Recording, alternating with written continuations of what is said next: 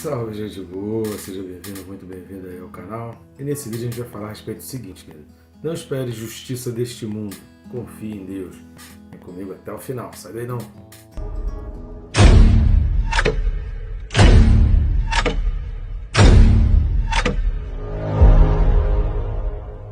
E não deixe também aí de se inscrever no canal, é bem rápido, fácil, clicar aí no botão de se inscrever, não vai tomar muito seu tempo, nem atrapalhar o seu vídeo. Aproveita e clica no sininho, marcando a opção todas, você é notificado a cada vídeo novo que a gente posta no canal. Conto contigo também para curtir, comentar e compartilhar esse vídeo. Vamos participar desse projeto de levar a palavra de Deus para mais e mais pessoas, num trabalho inédito de deixar registrado aí no YouTube a Bíblia comentada versículo a versículo, principalmente nesses tempos em que estamos vivendo, o livro do Apocalipse completinho, versículo a versículo. Então compartilhe isso, informe isso para outras pessoas que ainda não sabem, pergunte, você conhece o estudo da Bíblia versículo a versículo? Conhece canal que tem o estudo da Bíblia versículo a versículo, que ajuda a gente a compreender? Então se não conhece, você compartilha e aí você envia o link. Vamos fazer as pessoas estudarem a palavra de Deus. A Bíblia diz que o povo peca por falta de conhecimento. Já que nós podemos fazer isso, levar conhecimento, então vamos fazer aquilo que nos compete, acima até das nossas condições. Temos nos esforçado para deixar aí vídeos para estar abençoando a vida de cada um de vocês. Então eu conto contigo, vamos junto nessa tarefa. Texto desse vídeo, Apocalipse capítulo 19, versículo 2. Apocalipse 19, versículo 2 diz assim: Porquanto verdadeiros e justos são os seus juízos, pois julgou a grande meretriz que corrompia a terra com a sua prostituição, e das mãos dela vingou o sangue dos seus servos.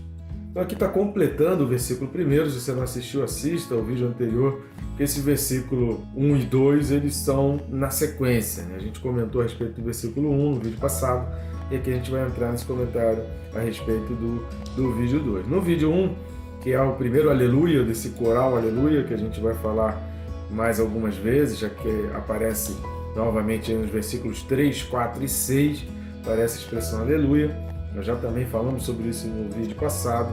Ele vai dizer que a salvação, a glória e o poder são do nosso Deus. Então, quando começa aqui no versículo 2, porquanto verdadeiros e justos são os seus juízos, então esses seus aqui está referindo-se a Deus, que é exatamente a respeito de quem está sendo falado no versículo 1. Então, primeira lição aqui, né, a questão da língua portuguesa, para a gente poder entender, não só da língua portuguesa, mas da língua de um modo geral, para a gente entender essas referências, porque às vezes uma troca ou uma confusão de um pronome pode mudar completamente o sentido da frase, o sentido da oração, o sentido do versículo. Então é importante a gente observar isso.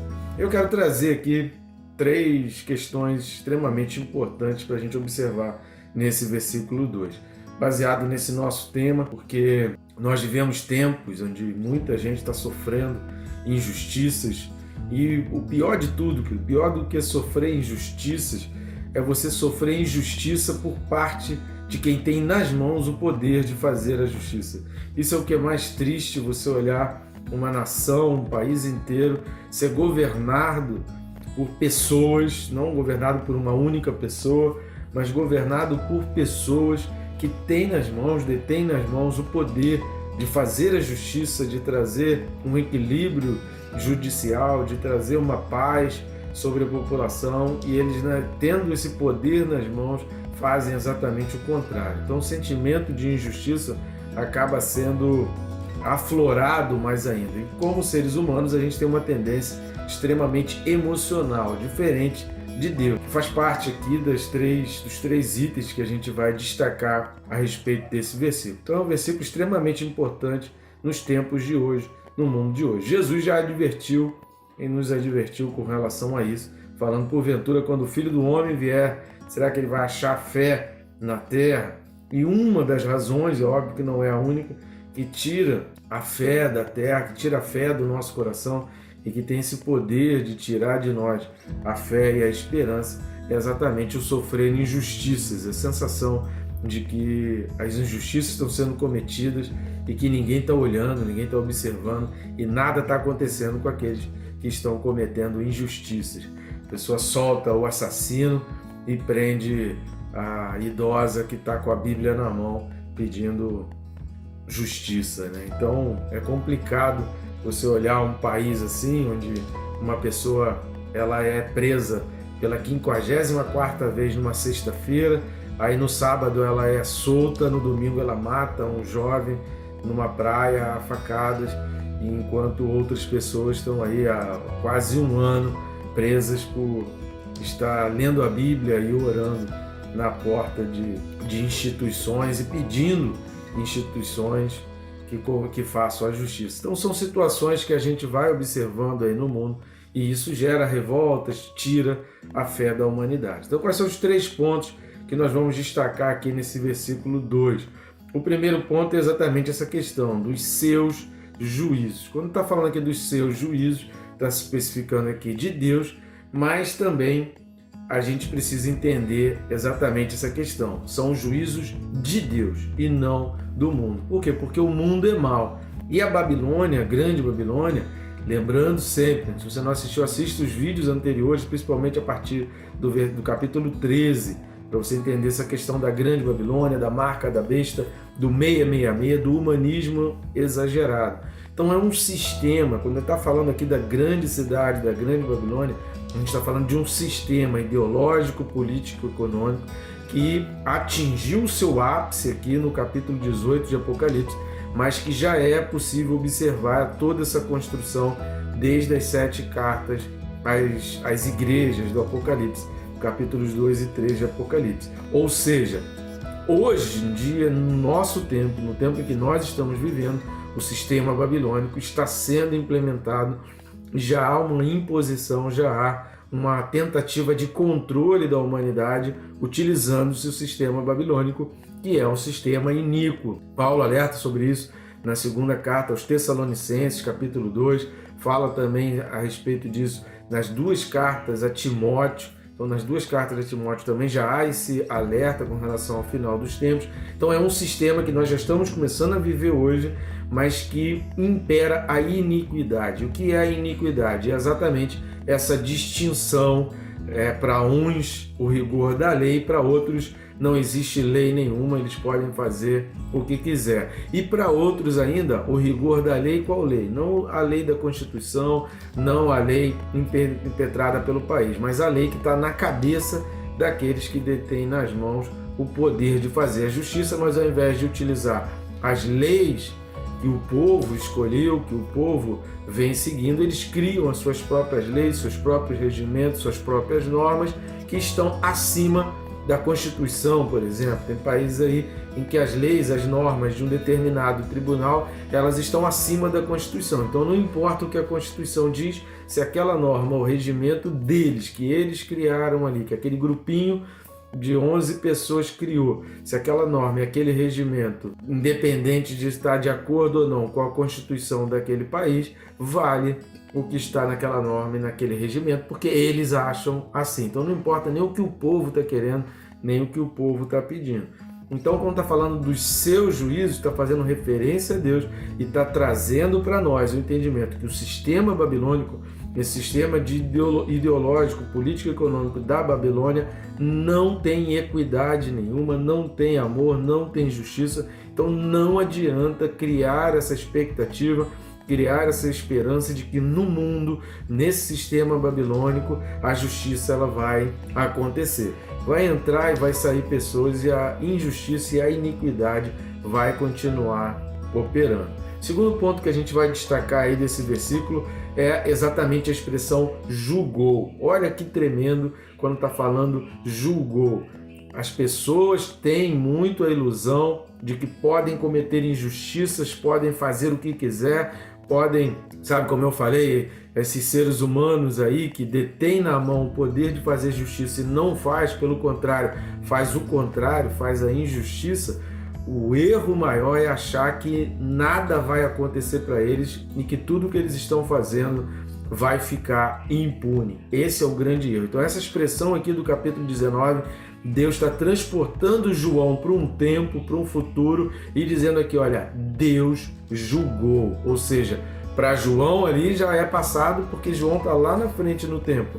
mas para nós hoje isso é um futuro e uma certeza. João viu esse julgamento, João contemplou, João pôde presenciar isso. Não vão ficar impunes, então todos os erros e todas as faltas cometidas serão pagas, as pessoas pagarão esses erros, as pessoas pagarão pela injustiça cometida e por todas as prostituições, por todas as coisas terríveis e mais que fazem. Então, querido, pode confiar, pode confiar. Não espere justiça aqui no mundo, não espere justiça deste mundo, mas tenha certeza absoluta que nenhuma injustiça feita ficará impune.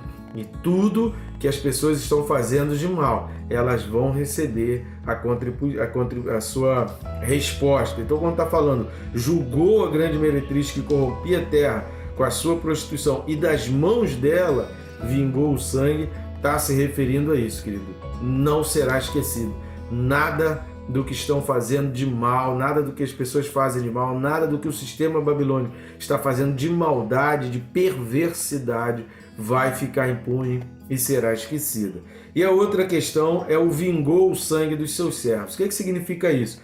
O que a gente entende dessa expressão vingou o sangue é o seguinte, querido: Deus responde a oração. E aonde está isso? Está no capítulo 6 de Apocalipse, versículos de 9 a 11, que vai dizer o seguinte: quando ele abriu o quinto selo, vi debaixo do altar as almas daqueles que tinham sido mortos por causa da palavra de Deus e por causa do testemunho que sustentavam. Clamaram em grande voz, dizendo: até quando, ó soberano Senhor, santo e verdadeiro, não julgas nem vingas o nosso sangue dos que habitam sobre a terra? Então a cada um deles foi dada uma vestidura branca e lhes disseram que repousassem ainda por pouco tempo, até que também se completasse o número dos seus conservos e seus irmãos, que iam ser mortos, como igualmente eles foram. Aqui a gente está falando do quinto selo, fazendo uma retrospectiva aí. Se você não assistiu os vídeos, assista, mas vai lá, só rapidamente, resumidamente. Até o sexto selo a igreja estava aqui ainda, a igreja estava presente, o Espírito Santo estava presente, e aqui no quinto selo, aqueles que já tinham sido mortos, até ali o quinto selo, estavam clamando a Deus e pedindo a Deus por justiça, pedindo a Deus uma intervenção, pedindo a Deus que algo pudesse acontecer. E então Deus dá a resposta para eles dizendo: espera mais um pouco ainda, eu vou responder essa tua oração. Isso que você está pedindo vai acontecer, mas espera um pouquinho, porque tem uma hora determinada para responder a oração. Então, quando a gente lê aqui e ouve a leitura desse texto, do versículo 2, dizendo: Deus vingou o sangue dos seus servos, a gente precisa entender o seguinte: Deus é um Deus que responde oração. O tempo não é o nosso, né? No presente, isso vale para o presente, vale para o futuro. A gente faz orações hoje, no nosso tempo presente, a gente tem a falsa impressão de que Deus não está agindo, de que Deus não está fazendo, mas Deus sabe muito bem aquelas coisas que Ele faz, Deus sabe muito bem o que Ele está fazendo, Deus sabe muito bem o tempo dele e o momento certo para Ele dar a resposta.